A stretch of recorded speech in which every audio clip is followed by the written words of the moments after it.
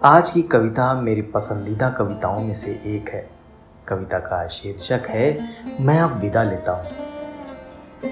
मैं अब विदा लेता हूँ मेरी दोस्त, मैं अब विदा लेता हूँ। मैंने एक कविता लिखनी चाहिए थी, सारी उम्र जिसे तुम पढ़ती रह सकती।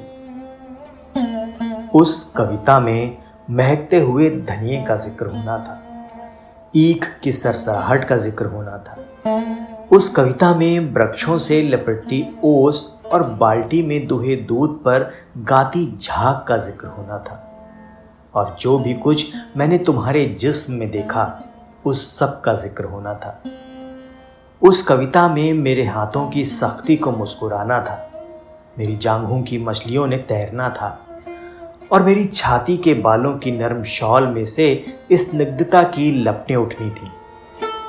उस कविता में तेरे लिए, मेरे लिए और जिंदगी के सभी रिश्तों के लिए बहुत कुछ होना था मेरी दोस्त। लेकिन बहुत बेस्वाद है दुनिया के इस उलझे हुए नक्शे से निपटना। और यदि मैं लिख भी लेता शगुनों से भरी वो कविता, तो उसे वैसे ही दम तोड़ देना था। तुम्हें और मुझे छाती पर बिलखते छोड़कर मेरी दोस्त, कविता बहुत ही निस्सत्व हो गई है, जबकि हथियारों के नाखून बुरी तरह बढ़ गए हैं। और अब हर तरह की कविता से पहले हथियारों के खिलाफ युद्ध करना जरूरी हो गया है। युद्ध में हर चीज को बहुत आसानी से समझ लिया जाता है, अपना या दुश्मन का नाम लिखने की तरह। और इस स्थिति में मेरी तरफ चुंबन के लिए बड़े होठों की गोलाई को धरती के आकार की उपमा देना, या तेरी कमर के लहरने की समुद्र के सांस लेने से तुलना करना बड़ा मजाक सा लगता था। सो मैंने ऐसा कुछ नहीं किया। तुम्हें मेरे आंगन में मेरा बच्चा खिला सकने की तुम्हारी ख्वाहिश को और युद्ध के समूचेपन को एक ही कतार में खड़ा करना मेरे लिए संभव नहीं हुआ। और अब मैं विदा लेता हूँ मेरी दोस्त। हम याद रखेंगे कि दिन में लोहार की भट्टी की तरह तपने वाले अपने गांव के टीले रात को फूलों की तरह महक उठते हैं, और चांदनी में पगे हुए ईख के सूखे पत्तों के ढेरों पर लेटकर स्वर्ग को गाली देना बहुत संगीतमय होता है। हाँ, ये हमें याद रखना होगा, क्योंकि जब दिल की जेबों में कुछ नहीं होता, याद करना बहुत ही अच्छा लगता है।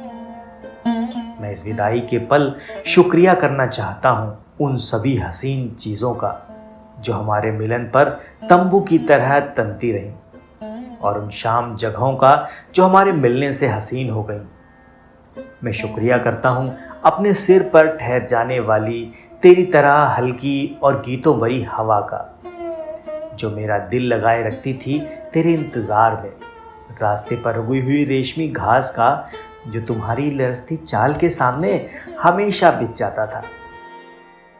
टिंडों से उतरी कपास का, जिसने कभी भी कोई उर्ज न किया और हमेशा मुस्कुराकर हमारे लिए सेज बन गई। गन्नों पर तैनात पिद्दियों का, जिन्होंने आने जाने वालों की भनक रखी।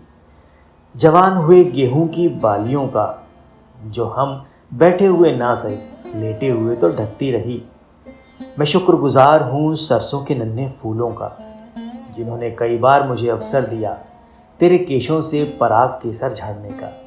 मैं आदमी हूँ, बहुत कुछ छोटा छोटा जोड़ कर बना हूँ, और उन सभी चीज़ों के लिए जिन्होंने मुझे बिखर जाने से बचाए रखा।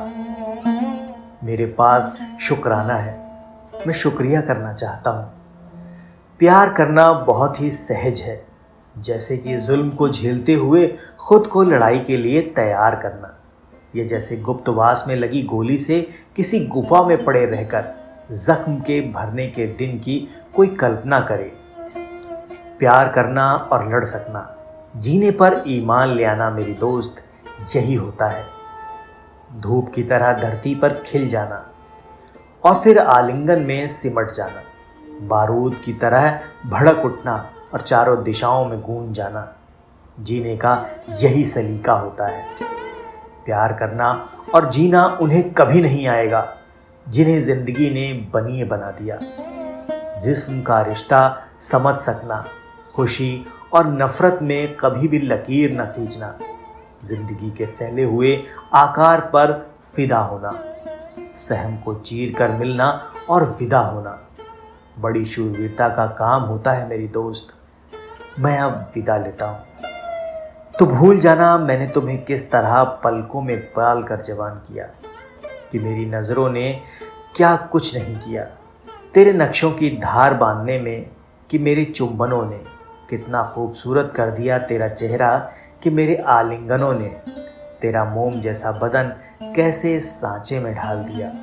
तो ये सभी भूल जाना मेरी दोस्त, सिवा इसके कि मुझे जीने की बहुत इच्छा थी, कि मैं गले तक जिंदगी में डूबना चाहता था। मेरे हिस्से की भी जी लेना मेरे दोस्त, मेरे हिस्से की भी जी लेना।